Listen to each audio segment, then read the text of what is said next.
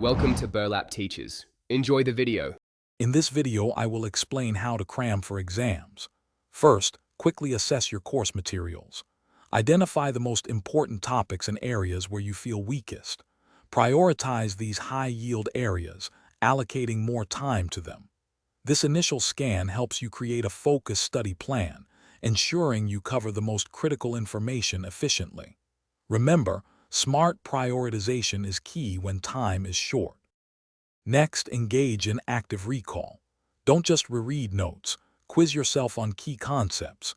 Use flashcards or try to explain topics aloud without looking at your materials. Practice with any available past exam questions or sample problems. This active engagement helps move information from short-term to long-term memory, making it more accessible during the actual exam. Aim for quick, focused practice sessions. It's crucial to incorporate strategic breaks. Study for 25 to 30 minutes, then take a 5-minute break to rest your mind. Ensure your study space is quiet and free from distractions like your phone. Staying hydrated and having light, healthy snacks will also maintain your energy levels. These small breaks and a good environment significantly boost your concentration and retention during intense study periods.